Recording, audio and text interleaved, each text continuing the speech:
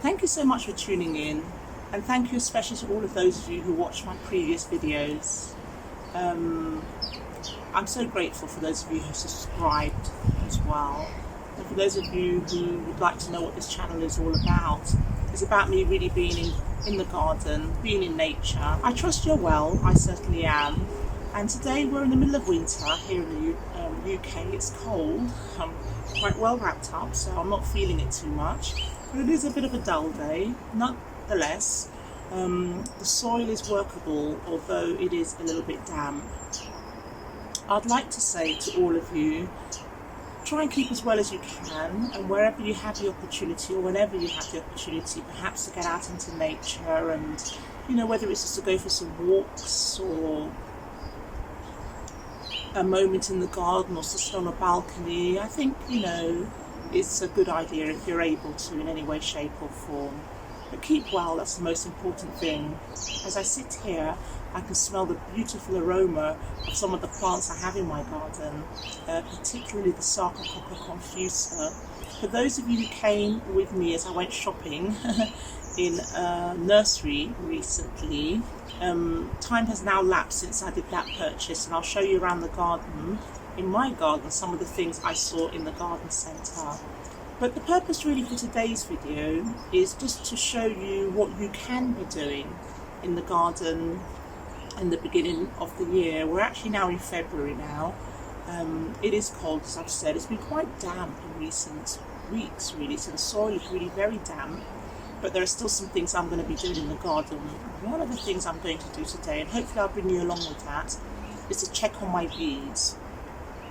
I will not be opening the hive. It's not something I will be doing at all, because the hive should not be opened in any way, shape or form. But there are other ways of checking on the well-being of my bees. It's a time of year where they're just all staying in the hive and there's not much activity. That said, a few days ago, where it was actually quite dry and relatively warm, I did see the bees coming and going from their hive. Not many, but some of them were coming and going, and that is always a lovely sign. It's just reassuring, because for the most part during the winter you don't see much activity for the bees. You're just hoping come springtime that they will safely emerge. Another couple of things I'm going to be doing in my garden today, as with many people who have gardens and allotments, is tidying up. So today I plan to top up the blueberries today by adding some additional ericaceous soil. The current soil has sort of diminished somewhat, and I just want to add some soil in there.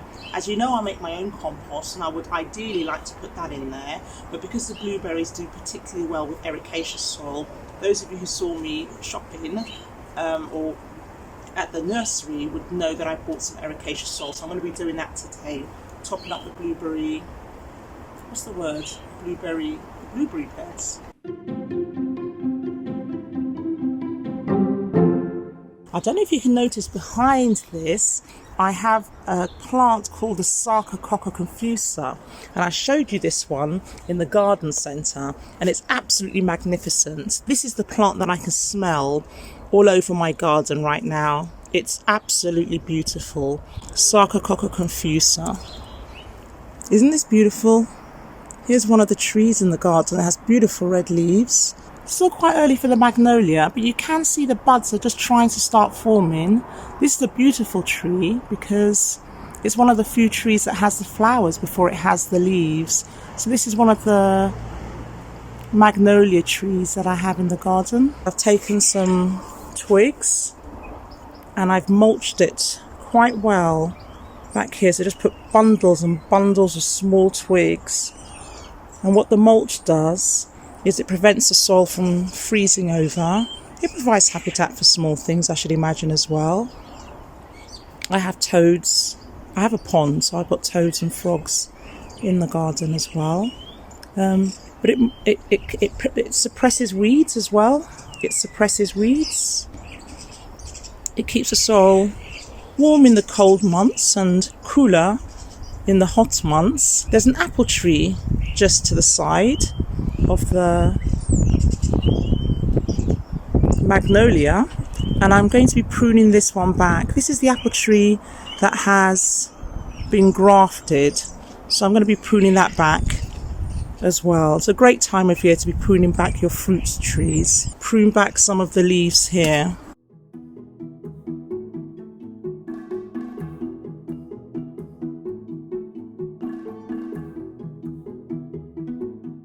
But I like to make the most of what nature provides, so I'll just cut that back.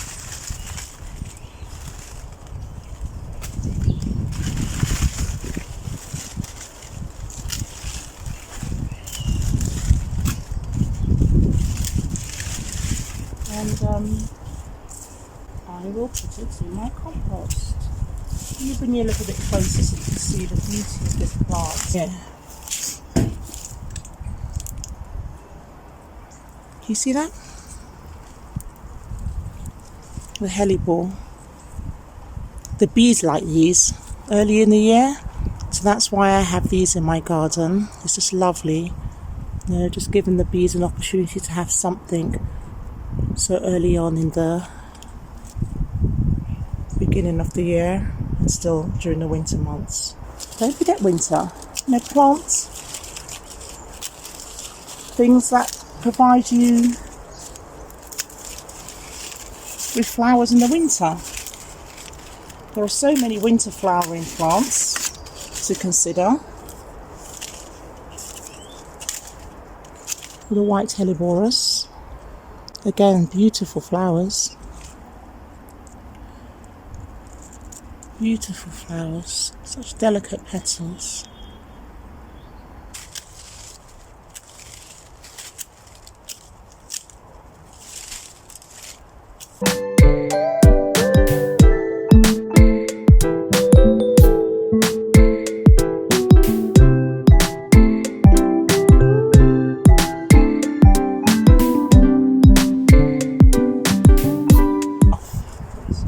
Courgette managed to sort of wind its way into here, so I'll get rid of all that. It goes into another room.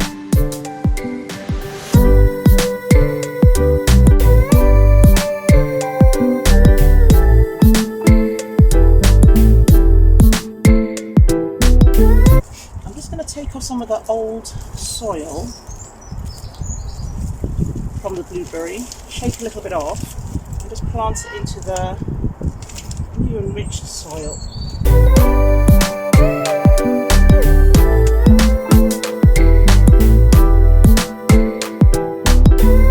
It's quite woody, sort of. This one here is quite woody, sort of. These are the ones that I have, and you saw me eating these in my last video. Lovely. And with all pruning, really, the principles are the same. I like to use the 3Ds, and it's really to get rid of any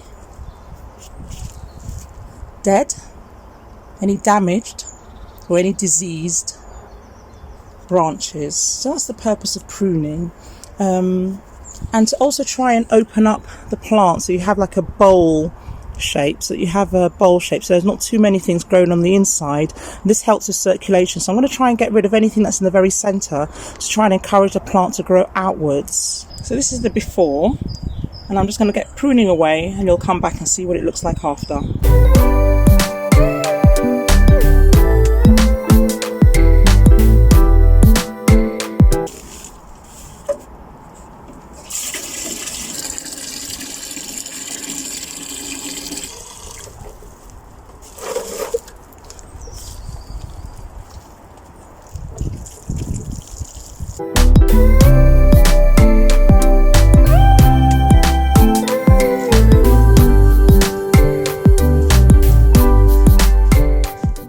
Lone bee. Perhaps sometime I will try and clean the landing port. What you can see here for the winter you wouldn't expect to see. There's another one climbing just there. You don't expect to see much activity at this time of year, but there are a few out, which is a nice sign. It's always lovely to see even one or two bees. This thing here along the front is what we call the mouse guard. So we place that there in the winter when the bees are down in numbers, just to prevent things like rodents possibly trying to go in there and rob them of their honey. There's a lovely bee here, just you know, exploring the winter. Check that they have got some stores and possibly add some fondant for them. Through the winter, there's really not much you need to do for the bees. There's really not much. It's all down to Mother Nature. It's down to nature. Hopefully the queen bee has laid enough eggs towards the end of the summer, beginning of the autumn, where these particular bees have a longer longevity. So they will be able to survive the winter and through into spring. But what I've done, the best to protect them, is I've just put some polystyrene on either side of the hives. You can see some there. And that's just to keep the warmth up. And I've done the same in the back as well. And also on the roof. So I've just removed the roof.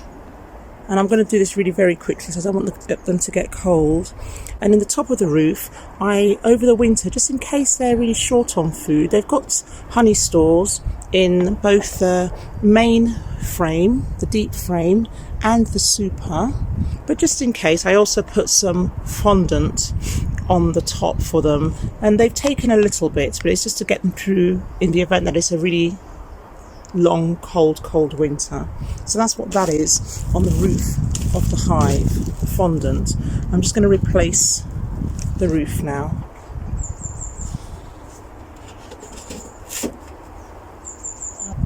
There's even more insulation. And we're done. Great stuff. What I'm going to do is just clear up this space and get it ready for what I will be planting again come spring.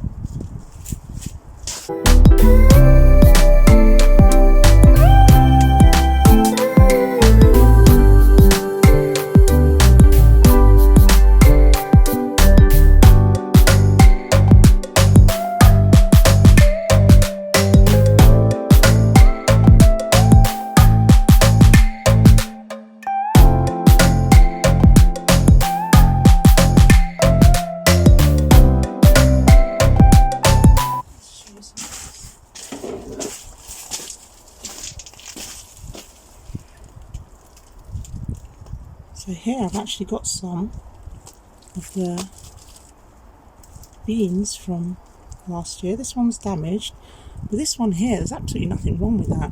I could leave that in the shed and let it dry out and plant that again. But these were delicious eaten. We made some stews and soups, Just lost it there. We made some stews and soups with these. They dry and store very well as well. But I would encourage you to grow beans and peas. But these beans were delicious. I see a lone bee here. You see her? Let's see. Where are we? Oh, I did. She's gone now. Oh, she's on my finger. I'm going to go and put her by the hive. Okay, I've put the bee back and I'm just going to try and tidy up the rest of here. I'm also going to prune back this hedge. It's along a pathway. It's quite a narrow space. And I don't want this growing out to take too much space where we walk. So I prune here in a very particular way. I must make sure when I prune this, I prune it back to a bud or a leaf, and that the leaf will be aiming upwards. I'll show you a good example here. So I'm looking for height here, but I don't want the plant to grow outwards. If you can have a look at this one here, it's growing away from the fence. I don't want it to continue growing outwards, so I'm going to cut this right here to make sure what next happens, or what happens next, that this will grow upwards, so I can control the way this hedge performs. Have a look up here. I'll give you another example. I'll keep showing you. Again, I don't want this to grow outwards into the walkway. I'm going to make sure that the hedge doesn't come all the way out. It's got another leaf here and another here and here, but I'm going to cut this hedge to make this be the final leaf, and now it's going to grow upwards.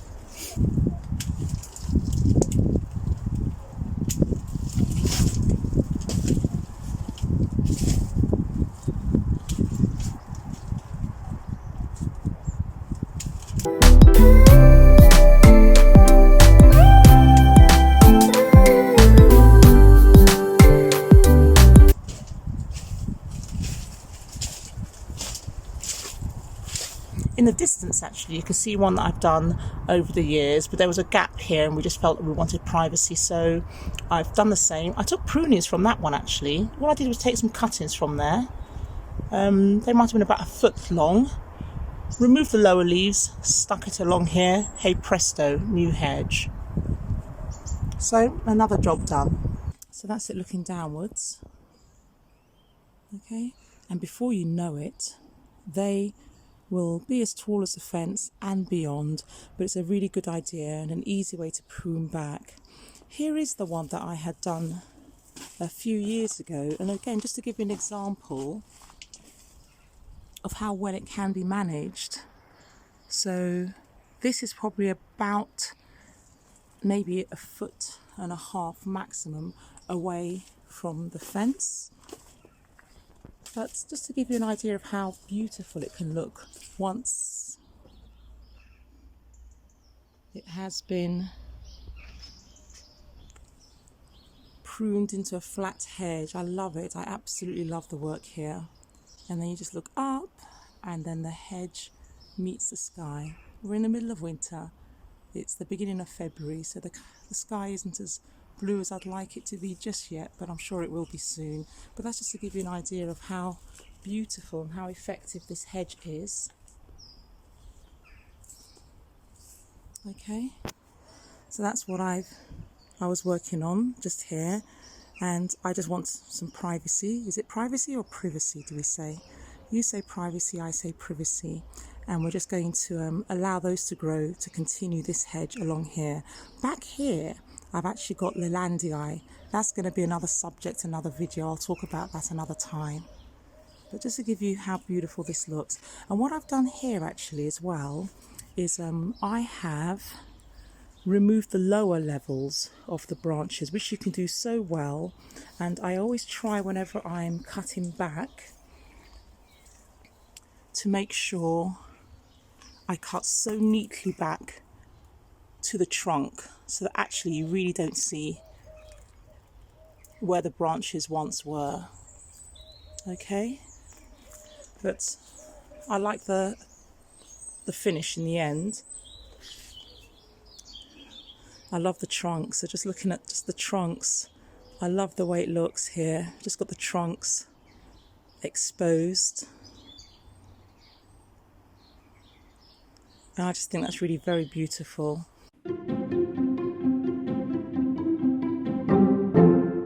Hey Daffy, being one of the first flowers that come out in springtime, or in winter I should say even. So this is what I call the woodland area of my garden, where I've let it overgrow on purpose. And again, we've got lots of winter flowering plants. Some more Helleborus back here. It's a lovely, beautiful clump. And if you look closely, we've actually got some of the snowdrops coming through here as well. So those are some of the flowers you can look forward to seeing in the garden in the middle of winter. Just in the distance, there are a few more snowdrops just back there as well. Okay, plenty of Swiss chard growing. There's pink here. So I'm just going to show you some of the things that I still have available in the garden in the middle of winter. I have some beets, so some beetroot leaves, some beetroots. The garlic's shooting through, which I planted back, I think the end of November I planted these, and some in December. But they can even be trimmed and used as garlic flavoured sort of spring onions even at this time. And of course I've got my wellies on. There they are. Bye for now. Thanks so much for watching my video. So you know what, there's always jobs to do at the weekend. What am I going to be doing? I'm going to be pruning my apple tree. Come and join me so you can see what I'll be up to and show you how I prune my fruit trees, especially starting with my apple tree. Thanks a lot for watching.